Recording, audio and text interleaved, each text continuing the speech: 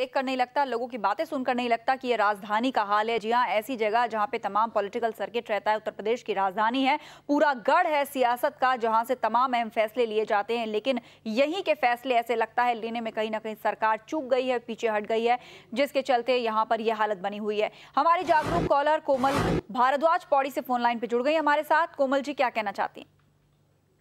आस्था जी, जरा सी बारिश शुरू नहीं हुई और हर तरफ यही शोर मचने लगा है। कहीं जल भराव हो रहा है, कहीं कीचड़ हो रहा है, कहीं लोगों के लिए अव्यवस्था फैल गई है। समझ नहीं आता है, इतना खूबसूरत मौसम होता है, हमारी सरकार इसको हमें एंजॉय क्यों नहीं करने देती है।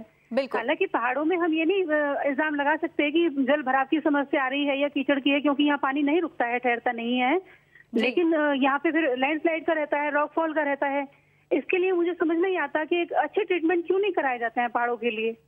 बिल्कुल, और हर जगह से यही समस्या सुनने में आती है।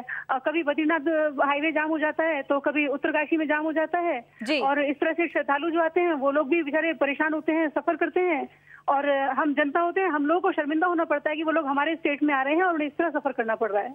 बिल्कुल, बहुत अहम बात आपने यहाँ पर कही है कि बारिश का मौसम इतना खुशनुमा होता है, महीनों से सब इंतजार करते हैं। तपती गर्मी, तेज धूप के बाद बारिश की फुहारों का इंतजार सबको रहता है, लेकिन सरकार की लापरवाही की वजह से, निगम की लापरवाही की वजह से आम लोग इस मौसम का मजा नहीं ले पाते, क्योंकि जरा सी बारिश हुई नहीं कि समस्याएं खड़ी हो जाती हैं। उत्तराखंड की बात करें तो 4 धाम की यात्रा चल रही है, सावन के सोमवार शुरू हो चुके हैं, बड़े पैमाने पर कांवड़िए वहां पर पहुंच रहे हैं, जिसकी वजह से अव्यवस्था हर तरफ फैली हुई है। बारिश के चलते सड़कों की हालत खराब है, जल भराव हो रहा है, कहीं लैंडस्लाइड हुआ है तो उसको क्लियर नहीं किया गया है, जिसकी वजह से लोगों को दिक्कतें आ रही हैं और सड़क हादसे जो हैं वो बढ़ रहे हैं। उत्तर प्रदेश की बात करें तो यहां पर भी जो तमाम शहर हैं उनकी सड़कों ने इस वक्त दम तोड़ा हुआ है, क्योंकि वक्त रहते उन नालों की सफाई नहीं की गई, सीवेज को क्लियर नहीं किया गया, सड़कों के गड्ढों को भरा नहीं गया। इस वजह से जल भराव हो गया है, गाड़ियां रुक रुक कर चल रही हैं और कई गाड़ियां तो इस पानी में बंद भी हो जा रही हैं, जिसके चलते घंटों जाम की स्थिति बनी रहती है।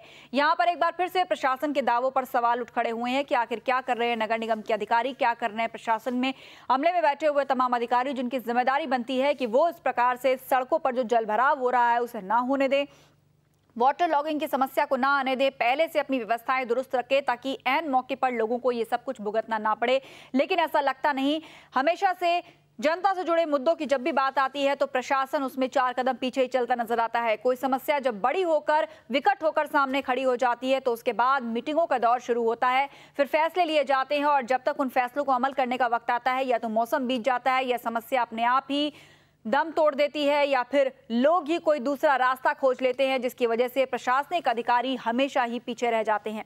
शिव त्यागी हमारे संवाददाता नोएडा से फोन लाइन पर जुड़ गए हैं। शिव, नोएडा की बात की जाए तो बीती शाम नोएडा ने मानसून की पहली झमाझम बारिश देखी है। लोगों के चेहरों पर खुशी तो आई, लेकिन अगली सुबह चिंता भी देखी गई लोगों के माथे पर, क्योंकि यहाँ कई गाड़ियां जो थी वो जल भराव की वजह से सड़कों में धंस गई।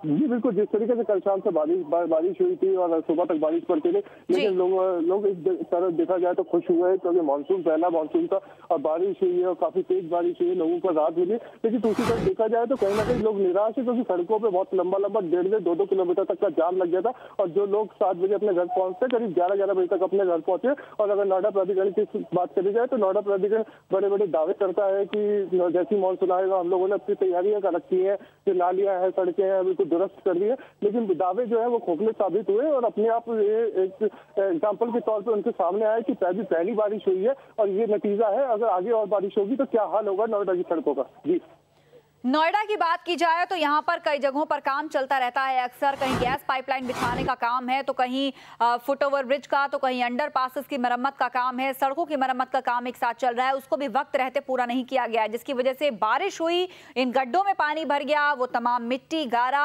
ओवरफ्लो होकर सड़कों तक आ गई, जिससे और भी ज्यादा दिक्कत हो रही है तमाम गाड़ियों को सड़कों पर चलने में। शिव जी बिल्कुल, अलग अलग सेक्टरों की बात करी जाए तो कहीं आईजीएल की पाइपलाइन डली हुई है, कहीं कुछ काम चल रहा है, कहीं ना कहीं गड्ढे खुदे हुए हैं, जिससे कल जिस तरीके से बारिश हुई है जो नोएडा पर सड़कों पर लोग चल रहे थे उनको काफी दिक्कत हुई है। अगर कई लोग ऐसे थे जो गड्ढे खुदे हुए थे, आईजीएल की पाइपलाइन थी वो, उसमें कभी पानी का जलभराव इतना ज्यादा हो गया था वो लोग इसमें गिर गए थे, काफी लोगों को नुकसान भी हुआ। कई गाड़ियां की बात करें, आज सुबह सेक्टर 18 पे एक बस जो थी वो गड्ढे में दब गई थी, गड्ढे में आ गई थी टायर उसके, तो लोग कहीं ना कहीं लोग इससे दुखी भी है कि जिस तरीके से नोएडा प्राधिकरण बार बार दावे करता रहता है कि हम लोग अपनी तैयारियां हैं हम लोगों पे, लेकिन दूसरी तरफ ये देखा जाए कि अलग अलग सेक्टरों में जो खुदाई है तो लोगों के लिए एक गड्ढा खोद रखा है जिसमें कि लोग गिर रहे हैं, जो अभी पहली बरसात है।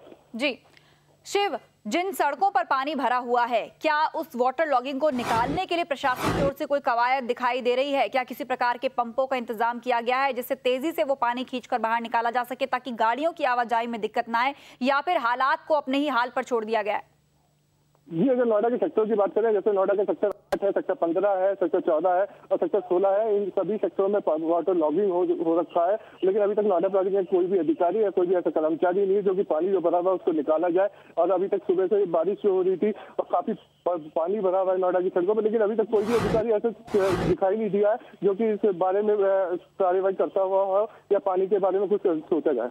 जी, बहुत बहुत शुक्रिया शिव तमाम बातचीत के लिए। तो तस्वीरें देखिए कि कैसे सुबह सुबह जब बसें या फिर तमाम गाड़ियां निकल रही थी तो सड़कों पर गड्ढों की वजह से ये धंस गई, जिसके चलते घंटों लंबा ट्रैफिक जाम लगा रहा। कीचड़ गारा सब कुछ सड़क पर आ पहुंचा था क्योंकि खुदाई के जो गड्ढे थे उनकी मरम्मत नहीं की गई थी, जिसके चलते गाड़ियों को इतनी ज्यादा दिक्कतें हुई। नेशनल हाईवे तालाब बन गए, इसके साथ ही जगह जगह सड़कों पर जल भराव देखा गया। दम तोड़ती यहाँ पर गाड़ियां नजर आई, कई गाड़ियां बंद पड़ गई, कई गाड़ियां जो थी वो गड्ढों में धंस गई। इस सब का जिम्मेदार सिर्फ और सिर्फ प्रशासन है जिसने वक्त रहते ये सारी तैयारी पूरी नहीं की, जिसके चलते लोग बारिश के मौसम का मजा लेने के बजाय चिंता करके घर से बाहर निकलते हैं कि सड़क पर जब जाएंगे तो न जाने कौन सी मुसीबत का सामना उन्हें करना पड़ेगा। तो इसी के साथ ही इस खबर पर बस इतना ही। हमें दीजिए इजाजत, आप देखते रहिए महुआ न्यूज़ लाइन।